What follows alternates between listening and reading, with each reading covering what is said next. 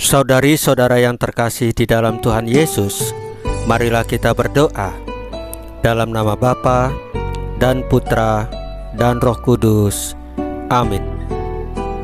Bapa kami yang ada di sorga, dimuliakanlah namamu, datanglah kerajaan-Mu, dan jadilah kehendak-Mu di atas bumi seperti di dalam sorga.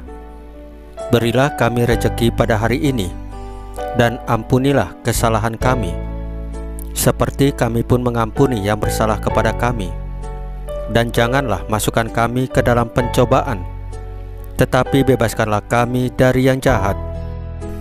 Ya Roh Kudus, hadirlah saat ini untuk memimpin dan membimbing kami dalam membaca firman Tuhan Yesus dan merenungkannya, sehingga kami dapat mengerti maknanya dan dapat kami laksanakan dalam hidup kami sehari-hari di tengah masyarakat kami. Pembacaan Injil Matius pasal 14 ayat 22 sampai dengan 36. Iman kepada Yesus meneguhkan kita dalam perjalanan hidup kita. Sesudah itu, Yesus segera memerintahkan murid-muridnya naik ke perahu dan mendahuluinya ke seberang. Sementara itu, ia menyuruh orang banyak pulang. Dan setelah orang banyak itu disuruhnya pulang, Yesus naik ke atas bukit untuk berdoa seorang diri. Ketika hari sudah malam, ia sendirian di situ. Perahu murid-muridnya sudah beberapa mil jauhnya dari pantai dan diombang-ambingkan gelombang karena angin sakal. Kira-kira jam 3 malam, datanglah Yesus kepada mereka berjalan di atas air. Ketika murid-muridnya melihat dia berjalan di atas air, mereka terkejut dan berseru, "Itu hantu!" Lalu berteriak-teriak karena takut. Tetapi segera Yesus berkata kepada mereka, "Tenanglah, aku ini, jangan takut."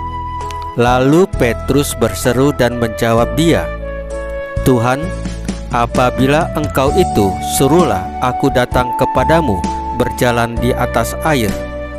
Kata Yesus, "Datanglah." Maka Petrus turun dari perahu dan berjalan di atas air mendapatkan Yesus. Tetapi ketika dirasanya tiupan angin, takutlah ia dan mulai tenggelam, lalu berteriak, "Tuhan, tolonglah aku." Segera Yesus mengulurkan tangannya, memegang dia dan berkata, "Hai orang yang kurang percaya, mengapa engkau bimbang?" Lalu mereka naik ke perahu dan angin pun redalah. Dan orang-orang yang ada di perahu menyembah dia, katanya, "Sesungguhnya engkau anak Allah." Setibanya di seberang, mereka mendarat di Genesaret. Ketika Yesus dikenal oleh orang-orang di tempat itu, mereka memberitahukannya ke seluruh daerah itu. Maka semua orang yang sakit dibawa kepadanya. Mereka memohon supaya diperkenankan menjamah jumbai jubahnya, dan semua orang yang menjamahnya menjadi sembuh. Demikianlah sabda Tuhan. Terpujilah Kristus. Saudari-saudara yang terkasih di dalam Tuhan Yesus, pada hari ini Injil bercerita tentang Yesus yang berjalan di atas air dan menyelamatkan Petrus dari terpaan angin kencang. Petrus mengikuti Yesus sudah cukup lama dan berulang kali melihat Yesus membuat berbagai mujizat. Meskipun begitu, Petrus masih belum yakin dan percaya dengan kuasa Yesus. Ketika dirinya terancam akan tenggelam karena diombang-ambing gelombang dan diterjang angin kencang, kepercayaan Petrus terhadap kuasa Yesus seakan-akan hilang pada saat nyawanya sedang terancam. Sosok Petrus mungkin juga menjadikan gambaran diri kita. Kita sering mengklaim bahwa diri kita adalah orang yang percaya kepada Yesus Kristus. Namun, ketika badai masalah menimpa hidup kita dan persoalan lainnya datang silih berganti bagai gelombang bergulung-gulung menerpa, kita kadang mulai ragu akan kuasa Tuhan Yesus. Bahkan kita mulai mempertanyakan keberadaan Tuhan Yesus.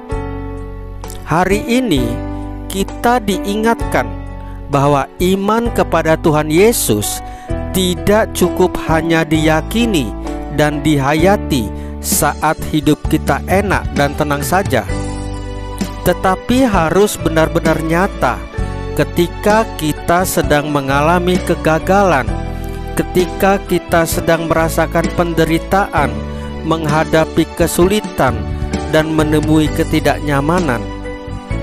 Iman yang hidup akan selalu meneguhkan, selalu menguatkan, dan selalu memberikan semangat kepada kita dalam menghadapi aneka persoalan hidup. Di dalam Yesus, seorang beriman akan tetap berjalan lurus dan tegak dan tanpa ragu menghadapi badai dan tofaan dalam kehidupan ini. Saudari-saudara yang terkasih di dalam Tuhan Yesus, marilah kita berdoa. Ya Bapa, kuatkanlah iman, harapan, dan kasih kami terhadap Engkau.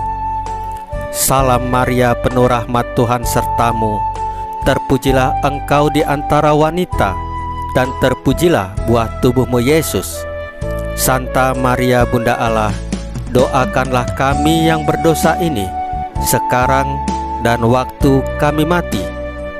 Ya Tuhan Yesus, tambahkanlah iman kami hanya kepadamu saja, karena Engkau adalah Tuhan dan Juru Selamat kami satu-satunya, tidak ada yang lain. Dalam nama Bapa dan Putra dan Roh Kudus. Amin. Saudari-saudara yang terkasih di dalam Tuhan Yesus, bacaan firman dan renungan hari ini sudah selesai. Tuhan Yesus memberkati kita semua.